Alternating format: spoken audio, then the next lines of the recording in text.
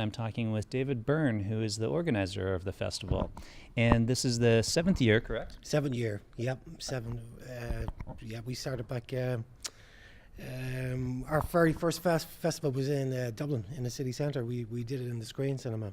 It was very low key affair, but as the years progressed, it got bigger and bigger. So we needed a much bigger venue. So we ended up here in Dunleary in the Royal Marine Hotel. Yeah, this is a lovely hotel. Like, it's great that you're in here. What's going to happen when it gets so big that you can't have it here, though?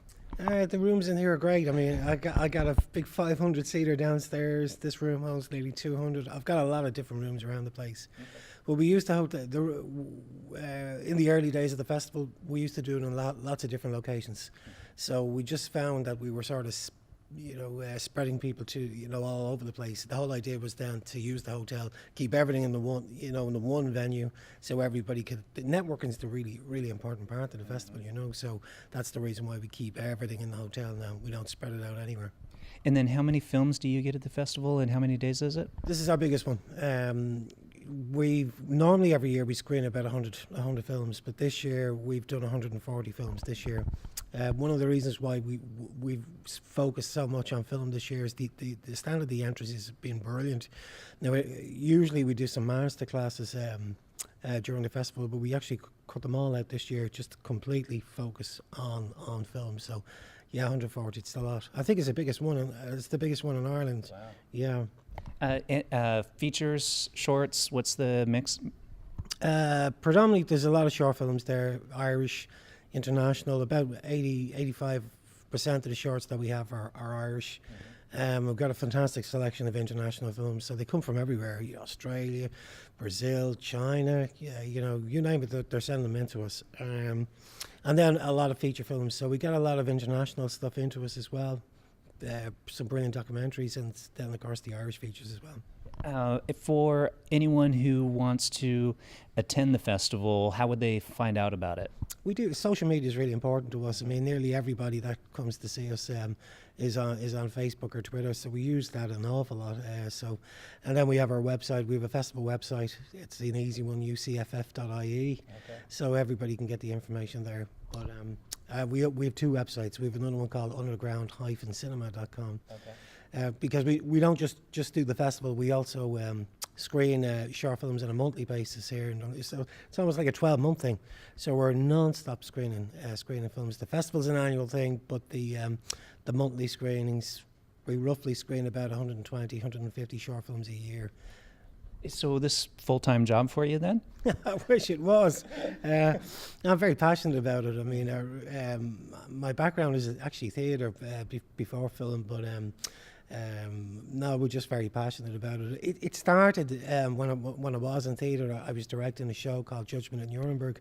It was the Irish premiere of it, and back then I had a lot of guys from IIDT involved in the production, and they used to come down late to rehearsals all the time. And when I'd ask why they were late, they'd tell me, we're making a short film, and I'd say, well, great, what's it all about? When are we going to get to see it? And the same reply every time, well, if it gets into Galway, you might see it. You might see it if it gets into Kerry. So I just thought, God, these films sound fantastic, and nobody's going to get to see these films. So that's why we set up Underground Cinema, was to start showcasing these brilliant films. So we did it on a monthly basis, and we continue to do so. Then we toured around the country, we did a road show, and then we used to bring a lot of them over to London, over to the UK, where a lot of sales guys would come and see the films, and if they liked them, they could talk to the filmmakers to see if they could sell them. Or we used to help as well with the negotiations. If they didn't feel confident enough to try and sell it, we'd give them a hand. And do you still do that then, or is the festival itself now big enough to where you don't really need to do that anymore? No, we don't do. We're thinking about going back to London. We've been invited back, so we may go back over next year. We haven't done it now in about 2 years. We've been just so busy ourselves with the festival, with the monthly screenings, and we've just produced a feature film as well. So, it's just been nuts for the past year. Yeah. So. Our own feature film, because we knew so many people in the industry, we were able to put together a fantastic team of people and put together a feature film So When's that coming out then? When should people look for it? What's it called? it's called In View. It's a dark drama. It's written and directed by a guy called Kieran Cray, who had written Parked with Colin Meaney. And was shot. It was shot last year over 18 days between Dublin and Carlow.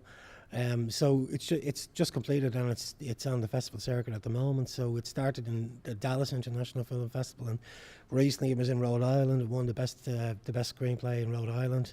It's going to Warsaw next, Rome, then back to Poland to the Black Nights Festival, and then it's going to Berlin. Then after that, then. Will it be screened here next year then? It's actually going to be screened here. We're doing a very special sneak preview of the film today. Oh, today? Yeah, oh, nice. It's a sneak peek. But this film needs a festival run. It's not the type of film that will just go straight into the cinema. It needs some festivals, and if it can pick up a few wins along the way, that'd be great. So we'd be looking at a cinema release next year. Okay, I want to jump back really quick. You mentioned the monthly festival or monthly screenings that you do. So with those, do films from those then get picked and put into the annual one, or is it completely separate? Or it's a completely separate event. And what we do with the monthly screenings is our season of short films is over a 10-month period. So during those 10 months, we'll screen roughly around 120, 150 short films. Those films are sent to a panel of judges who. So we'd have judges that are experts in cinematography, editing, direction, acting, and they will study and analyse all those films. And that what they'll do is they'll select 5 nominees for various different categories.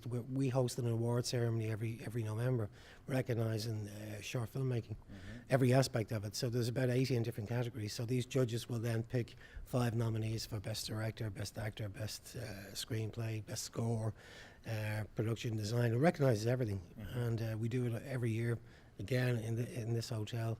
So it's getting bigger and bigger and bigger every year. It's getting really big now. Nice. Yeah. With people that want to enter in either the monthly one or this one, what's the process for filmmakers who want to? Yeah, if they want to do the monthly ones, we have a website, our own website, undergroundcinema.com, and there's a submission page in there, so you could fill in the application form and send it in to us. There's no charge, there's no fee. We do like the standard to be good, so we would select about 10 films, 12 films for a program. We'll get in touch with the director to let them know they've been selected, and we'll arrange the screening then. It's usually the last Thursday of every month. Okay. And then for the underground, the annual one? Yeah, the festival. Yeah, we usually look for entries roughly around May. So it'll be next May. We'll be looking for entries again. So we do it through Film Freeway. So that's where everything's done. So we'll be accepting entries for next year's festival next May. Okay. And one of the things that's really for our audience, what's stuff that you look for in a submission of a film? Is it like lighting, sound, story? What really stands out when you see a film that comes through? When we get the films through Film Freeway, the application form, it's quite detailed. It's not over the top, but it does give us an idea of the budget that was behind the film. So when I see a film that has a low budget on it, I really get interested in what they did with that.